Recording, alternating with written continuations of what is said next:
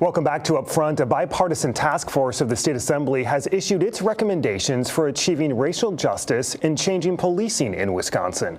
Some of those recommendations include requiring crisis management training for law enforcement officers, requiring police officers to intervene in situations when another officer is using excessive force and report it to a superior officer, and requiring a psychological examination as a condition of employment for a law enforcement officer. We're talking about how to put these ideas into law today with the co-chairs of that task force, Republican Assembly Majority Leader Jim Steineke and Democratic Representative Sheila Stubbs. Thank you both for being here and your time today. Representative Stubbs, let me begin with you. Since this has been put out, what's the reaction you've heard personally, especially from those in the Black community? Yeah, well, first, thank you so much for this interview, but I am proud of the recommendations that the task force has brought forward and for the hard work and dedication from all. People are really excited about the reality of the next step forward. I've been very clear the entire time that this was a risk to take, but I was up for this task. And let's be clear, the work does not end here. In order to address the systemic racism, we need all hands on deck. So we need the community to come forward and support these recommendations. And we need to continue to work across the aisle. You see bipartisan support with myself and Representative Steineke, and we need bipartisan reforms. And so the work that we have done has been so critical to our state, and the work that we've done across our state. Hopefully other states will look at our recommendations and try and accept them for their sake. But so far, what I've heard has been extremely positive, and people are just waiting for the next step, which is our bill. Representative Steineke, what have you heard from police groups beyond those on the task force? Do they back this, and are they willing to publicly testify to that?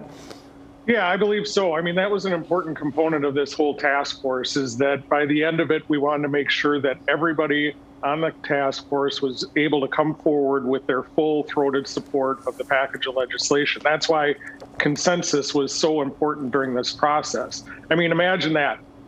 Democrats and Republicans sitting down together with people from communities of color and law enforcement, all really having difficult conversations, tense at times, but always adult and respectful, and really with the same goal in mind, is to make a difference for the people of Wisconsin.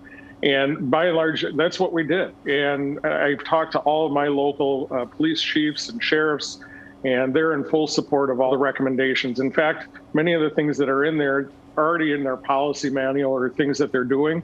So it's really about codifying it, making sure that every department across the state is doing things the same way. Let's move this forward, Representative Steineke. How many bills will we see? When will they be on the floor? And do you have the support of Republicans in the Assembly at this point?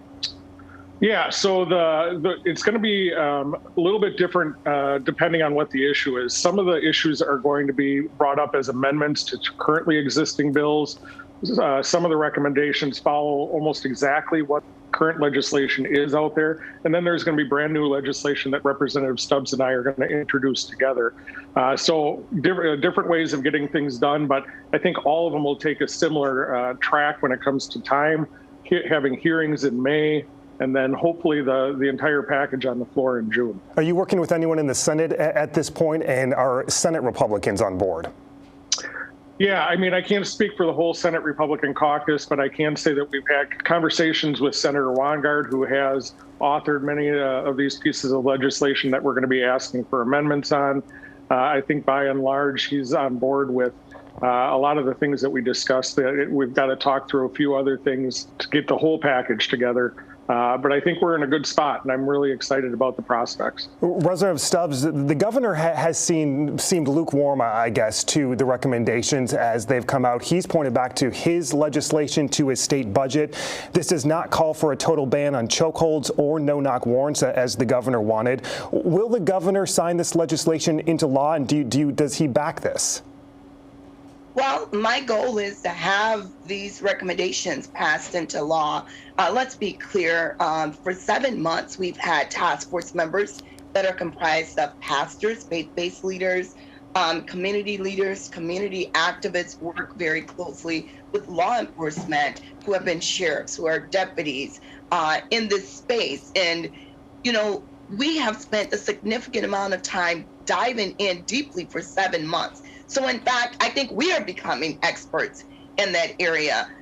My mind has changed. I authored some of the legislation, the 9 bills for the special session as a member of the Wisconsin Legislative Black Caucus with Governor Evers and Lieutenant Governor Barnes. But after I've come in the room with community leaders, sitting down with them for 7 months, working very closely with law enforcement, my mind has changed on no chokeholds. Because I listened to law enforcement say, if you take away this one tool from us, we won't have any other tools left but are gone for deadly force. And that is not what I want to happen. And so I've spent the time listening. In fact, we've become an expert, but I think the real work comes from the drafting of the bills. And that is the opportunity I have to work closely with Governor Evers' team and to work closely with the Democrats, because at the end of the day, these were constituents. This is not about a Republican putting forth or the Democrat. This is about us working closely with community. And I would hope that all of us would want to see police reforms on the books in the state of Wisconsin. I also want to make it very clear that this task force has worked under some very extreme opportunities across the nation. We worked under the verdict of Jacob Blake from Wisconsin. We worked under the verdict of the Breonna Taylor case, and within an hour, the verdict of Chavin's case with George Floyd. In that room, community leaders with law enforcement. There were highs, there was lows, but we got through that. And I think that needs to be a highlight and be compelled about the people that we brought in that room. We never gave up, we never gave in. So I would hope, I work very closely with the governor's office, that he would sign these 18 recommendations into law. As you both know, the devil is in the detail when we look at that legislation. From both of your perspectives, Representative Stubbs, I'll start with you. What is the biggest challenge in the next couple of weeks? Oh, I think the biggest challenge is getting our bills, getting them on the calendar before committee, getting them passed out of committee, getting them on the floor on the assembly side, and getting them passed. I think just our timeline is very critical because we're also in a budget. And so we know right now Governor Evers' priority is the budget. And I want the task force recommendation to be a priority as well. And it's really, I mean, it has been an honor to work with Representative Stubbs throughout this whole process and the community members. I can't say enough about the willingness to come together to find that common ground. Too often nowadays, we're just butting heads and fighting all the time. This really should be seen as a model. A really important conversation to have, and we appreciate you both of you coming on today. Representative Sheila Stubbs, Assembly Majority Leader Jim Steineke, thank you for your work, and we'll watch the progress ahead. Thank you. Coming up, the CDC's changing mask guidance. I'll ask an expert about vaccinations and when we can finally drop the masks. Next.